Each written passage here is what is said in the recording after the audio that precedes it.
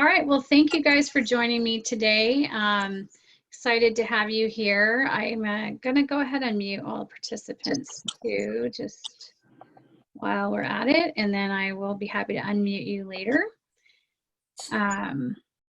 But we are definitely in the middle of a crazy situation that we've never expected, never thought we'd have, and yet here we are. And so, as I was thinking about what we wanted to teach this month in our Lunch and Earn, I think there's been a lot of people that we've talked to, they're like, well, what do I do about marketing?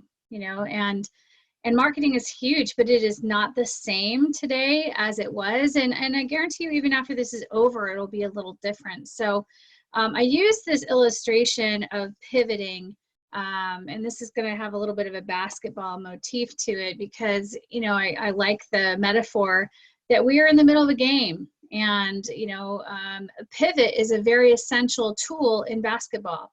It allows you to kind of move around and get away from your opponent and be able to make the shots that you need. So I wanted to use that today to as a frame for our conversation. And here's what I will say about where we are is that we are going to look at taking the shot. And some business owners, I know, are having a harder time than others. And we're going to talk about how to keep shooting. We're going to talk about goodwill today. This is probably the biggest piece that I'm hoping you'll take away. We'll look at options for your business and remembering that we are absolutely playing for the long term. There's still time and life in the game. This is not the fourth period, the last 20 seconds. Maybe we all want it to be because we'd be out of this, but there's still time in this game. And, if we are feeling down or we're feeling out, it's not going to stay that way for long. At times when we have struggles or challenges, we can focus so much on the shot we miss that we miss all the rest of the shots coming forward. Or we can let our attitude about things bring us down, change the way we're treating people. And so I really just wanted to start with a little bit more of a philosophical frame. And you're going to hear me say this many, many times, but the setback is a setup for a comeback, right? The setback is a setup for the comeback. And, we are all in the middle of a setback. We have experienced something that it'll be interesting to see how history writes about this period, but comebacks are amazing. And I'm confident that we are going to be able to do that. We're going to be stronger than ever as a community, as businesses, as leaders. That is going to happen. So let's talk about our focus for marketing. And, this isn't necessarily different than what you do, but we're going to focus on some different elements of it than normal. We always want to focus on our customer need. And a couple of the problems I see in marketing are people focus more on our products and services and what we can offer versus our customers' need. But we need to start with our customer and their needs. And I guarantee you some of their needs today are very different than they were a month ago. And we're going to talk about that. I've got some questions for you to ask that will help you. The second thing is, who are you, right? Who are you? Who you are as a company, as a business, as a member of the community, as a father, a mother, a family member. It's been really interesting to see some of the marketing that's going out there right now. You're starting to see behind the scenes, the stories around, restaurants that were created by fathers that, they want to hand down to generations to come, and yet they're struggling. And so we're going to really want to turn up a little bit more on who you are, because people do buy from people. They don't necessarily buy for a chain, or not a chain, but a name brand. And some of these stories are really important. And this is going to give us more effective messaging during this time. And there's two things that I really want to say today. That this is really good on a normal basis, this type of formula. It's great for the crisis that we're in. But we will come out of this, and we're going to need to think about how we change that message again as we're coming out, as we're recovering, as we're back into what will not be normal. It'll be a new version of what the world is. So here are really the 5 things that we're going to cover today. How to assess the shifts in your customers' needs, evaluating your own capacity as a business. You know, one of the things that I've seen that's been great is beer manufacturers are bringing eggs to supermarkets because they had capacity. And so we'll talk about capacity and how you can contribute there. Engaging in goodwill, communicating what you're doing, and then preparing to come out of this. What are the things you need to do to start thinking about what happens when we say business is open again? And I haven't had a chance to see if President Trump's done his rollout today of what that looks like yet. Obviously, that will be different every single county and city that's there, but there is light at the end of the tunnel here that hopefully we will be getting back to business in the near future. So let's talk about our customers. The question you got to ask is, who are they, right? Who are our customers? And, you know, what are their needs today? How have they shifted from before? You know, it might be that before they came to your restaurant just because it was a nice thing to do. Now they might come to your restaurant because they're just so tired of cooking the same exact food, or they really miss that amazing, you know, food that you provide. But there have been shifts in your customers' needs. Some are more concerned with safety than they are with other things today. So how have your needs shifted? And what do they still need that you offer? It's really important that you know and you're able to highlight the things that are here for those needs. So start with what they need, what you still offer. And what need could you meet that you haven't before? And I'm going to talk about a certain restaurant in town that has struck me in terms of what they're doing here on that. But there are things that maybe you haven't done before that you could turn up and could offer. You know, I have a friend in Los Angeles. She is a fashion designer and she has an amazing clothing business, and she decided that her entire business was going to pivot and just make masks. And they were not just going to make masks that you can order, but they were going to make masks that if you bought one, it donated one to the medical professionals. And so again, that's goodwill, which we'll talk about. But you know, she is able to keep all of her employees on payroll right now, doing something that they couldn't do before or didn't do before because she thought through that, and now she's meeting a need that she never met before. So I want you to think about that creatively. How are your customers feeling, right? Are you in touch with them? Do you know what they're worried about, what they're excited about, what opportunities exist for them coming out of this? I know we focus a lot on what's the down. There's a lot of people rethinking what they want to do. And, you know, some of you that are in service businesses, this could be a great time to have conversations around, hey, what's next for you in the future? And then lastly, what can you do to alleviate their worry, pain, or struggle? People definitely purchase around getting rid of their pain, getting rid of their worry, and getting rid of their struggle. And I'm not saying that we're here to manipulate that. I'm just saying that we need to be aware of the pain points so we can legitimately help. I believe every single business owner that went into business is here to do a great job and here to do something for people. And so what are some of the things that you can do there? Now we got to turn our attention to capacity, okay? This is where I said, I love that the beer manufacturers were like, hey, we can make some extra runs. We got trucks, they're refrigerated, put the eggs in there. We'll take them to the grocery markets. You know, I think one of the greatest things that's happened is we're starting to see companies come together and work together in ways that we never have before, whether that's the supply chain, whether that's businesses in town. But really, you got to look at the products and services you offer as capacity. Maybe you have things that you can donate or share. You know, I saw the great post about Advana Clean, right? Being willing to come and volunteer to clean out all of the officers' cars.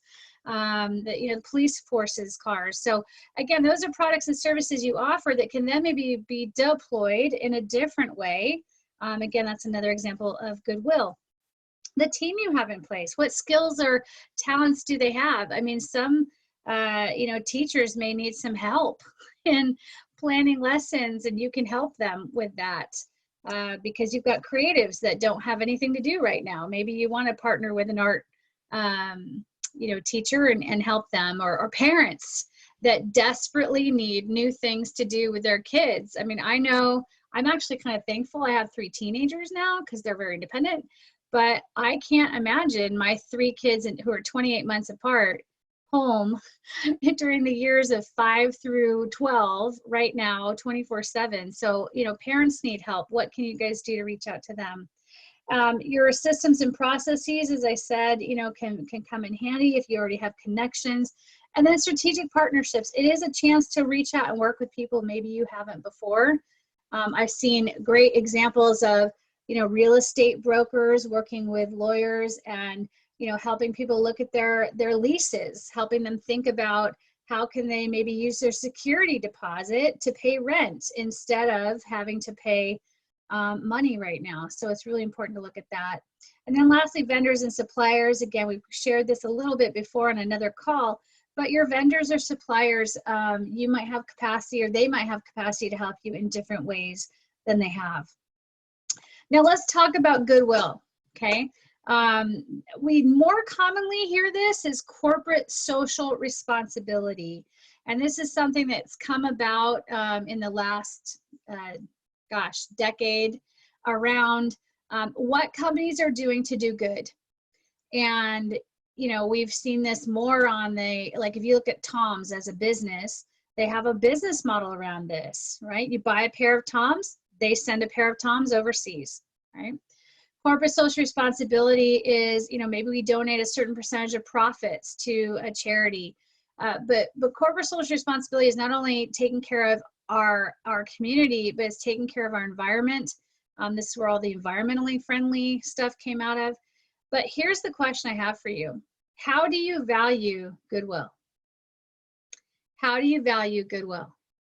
When you look at, basketball stars that make a lot of money, spending time doing camps for kids, when you look at teachers that are willing to share teaching tips for parents, when you look at companies that, have a service and maybe they're not an essential business right now, being willing to give that service away, those are all goodwill. And I guarantee you, not only is that benefiting that company today, but that benefit is accruing interest for when we come out of this, because you're going to remember those companies that did this. And I want you to ask yourself, what does this look like in your business, right? What does it look like? What could you do that's goodwill? And let me share a couple, no, I'll save that for later. But I want you to think about what is the goodwill you can do. And then you have to message that, right? Message that out. I liked this thought of one team, one goal, one opponent at a time. We are more united than we ever have been as human beings, as business owners, as a community. Our opponent is the same. It's this getting through this coronavirus. Our goal is the same, helping each other through. And so, I want you to know that we have this. And so our messaging needs to be focused on sharing how we are one with the people that we serve, right?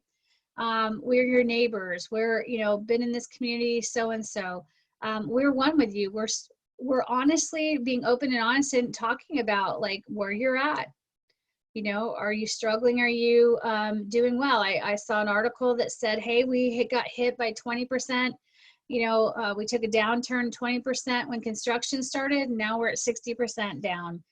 That's open and honest, transparent communications you don't normally highlight, but those communications highlighted make you go, oh, maybe I need to go visit this business and try and help them. Right? So be open, be honest, transparent, and then raise awareness of how you are addressing needs. It's been great. Social media is a fantastic platform for you to get out the good news of what you're doing. And again, this isn't a, hey, look at me, I'm amazing, we're doing this great stuff. It's really building awareness of, number one, a need that's being met by you. I look at the Tacos for Life and the grocery or the family packs that they were putting together and getting out. You look at what the fire station has done to be able to promote meals for the kids that were home and normally get their meals from school. You know, all of this messaging is raising awareness of how needs are being addressed in the community right now. And then offer your help and assistance. You know, be willing to say, hey, didn't know if you know, we do this as well. Or we don't normally do this, but here's a new thing that we're doing and we're happy to work with you on that. So offer that, make that a part of your messaging. You know, this isn't the same thing like, hey, come shop here, it's amazing, but hey, we can help you today in this way. Let us help you do this. And then share the impact of your work, right? Go out there and talk about what you're doing, how it's impacting people. That's important for a couple of reasons. Number one, yes, it accrues value to you. But number two, we all need some positive news stories. We really do. It's great to see, regardless of who it is, how needs are being met. And it makes us feel good. It reminds us, because I believe as a human race, we want to help each other. We're created to do that. So when I see people doing great things, it makes me happy. And it gives me ideas on what I can do too. So it's contagious. That's really important. And then lastly, be positive and hopeful. You know, it's so important for you to be able to keep a positive message, a transparent but positive message, you know. And I'll be honest, I'm going to talk about, there was an article in the Waxahachie Sun yesterday about Two Amigos, right? And this is a restaurant that many of us in this town, you know, love. It's a cute little place. They moved, they expanded last year. They got hit by construction of the viaduct, and now they're, you know, being hit with coronavirus. And this is a family business. This is a business who wants to build this to raise it and transfer it down to generations. And it was such an honest, amazing article about their business and where they're at and how they're struggling. But you know what I love more than anything? At the end of this article, it talked about how the owner said, hey, if you're hungry, just tell me and I'll make you a meal. You know, and this is a business that's struggling and they're down and they're saying, you know, we want to help. We're willing to be here and to serve. And so that's, again, another example of goodwill. It's an example where the messaging that got shared through newspaper was open and honest, raised awareness of how they were meeting other needs that they don't normally do. They don't just normally, you know, make meals for people. It's positive and hopeful, and it makes us all want to go out there and support them as well. So I mentioned a little bit earlier about Tacos for Life and the family packs. We talked a little bit about Two Amigos. I also want to highlight how some business people are actually working in this time as well. You know, we've had some business owners who traditionally do in-person classes, and now they're moving to virtual and being able to do, you know, coding classes for kids instead of providing hands-on, you know, Lego entertainment. I've seen, you know, our printers that are now producing more for graduates, because our poor graduates, our poor seniors are impacted. So, you know, it's really important to see how these companies are reaching out, showcasing things that they haven't done before, that they could do, that will benefit people. And then one other that I would call out is a real estate couple, the Team Insignia, who, you know, stepped up and said, we want to support small business restaurants. And so we're going to buy $30 gift certificate, and we're going to give it away. And, you know, every week we're going to have people go on their page, Team Insignia, nominate people, we'll draw, and we'll give out this gift certificate. Well, they've now raised over $1,000 with other companies stepping in saying, hey, I want to sponsor one of those gift certificates. I want to sponsor one of those gift certificates. And it's money going back into these small businesses in our community. So I just wanted to highlight a couple of those things. And I know there's many, many more. But I wanted to show that you can choose to be, you know, generous and supportive, even in a time right now where you're struggling, and that's going to determine how you come out of this, you know. that value, that goodwill is absolutely going to accrue to you and to benefit you in the future. I said earlier, every setback is a setup for a comeback. And what I want to, just kind of close, and then I'll open it for questions, is to really think about, are you getting ready to come out of this? What's different for you? Some of you may have to make some hard decisions, right? Around, okay, we got hit too badly. Maybe we're not going to be able to come back. You will come back, just in a different way in the future. But, we want to help you think through what you need. And as I said in previous, webinar, that you need to really make sure you take care of yourself so you can lead responsively, effectively. Don't lose hope. Don't react. Really respond to it, and then ask for help. And know that we are here to help. My husband Ken is on here as well. We are happy to sit down with any business owner who really wants to pivot their business or is worried about their future, and talk to them about that. Complimentary. We've got pro bono hours that we're willing to do that for. So just know that we'll get through this together. We will be stronger if you focus on the things that we're talking about today.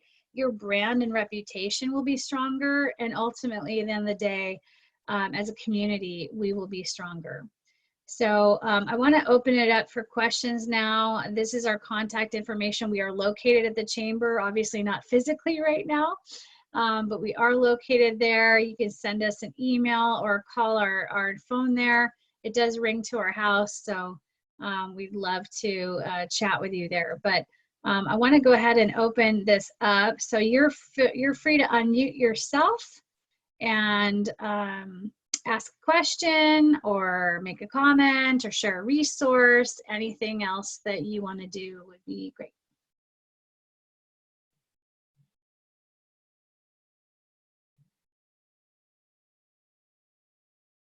I'm trying to get back to you. There you are. There you are. Thank you so much, Ellie. I was writing down so many nuggets of information, and then I had to get my phone to charge it to make sure I was didn't get lost in it. But thank you for doing this. For those that are watching, I just want to make sure that I just kind of repeat what Ellie just said. Her and Ken have literally saved businesses right in front of our eyes at the chamber. And so if you guys know of a business, even if they're not a chamber member, right now we are erasing those lines. You don't have to be a chamber member to take advantage of what we're trying to do to help the business community right now. So you guys, if you know a small business out there that may be struggling, that may be scared, any of those things, get them on the phone with Ellie and or FaceTime, however they're comfortable doing their communications. But she truly has all kinds of nuggets of information that are just light bulbs for a lot of people. So please share that information and let's get all of these businesses back to work when it's time to get back to work. That's all I wanted to say. No, I appreciate that. I appreciate that. Absolutely. Any other questions or thoughts? And you've got reaction buttons, so you can let me know, is this helpful for you? You can do a thumbs up, raise your hand if you have any questions. Oh, thank you. Thank you, Tiffany. Thank you, Sandy. Yay. Okay. All right. Well, I know this is a lot shorter than we had posted out there, but I didn't want to make this complicated. I really, really wanted to just remind you that we are still in the game. There is still time. We are not defeated. We may be down. We are not out. And I firmly believe that we have the resources in this community to help every business at least make sense of what makes sense for them. And, some of that for you guys may be changing direction or doing different things, on the end of it. But just know that you're not alone. And hopefully you've taken away one or two nuggets around focusing on goodwill, letting people know what you're doing, and sharing transparently where you're at so that we can help you. So appreciate your time, and I guess with that, we'll go ahead and wrap it up. I see your notes, Tiffany, on that. Would love to talk with you. So again, office@lonestar.com. Feel free to reach out to us, and you can always call the chamber If not, they'll hunt us down, I promise. Thank you so much, Ellie. Hi, Ken. Bye, Ken. Bye, everybody. Bye. Thank you.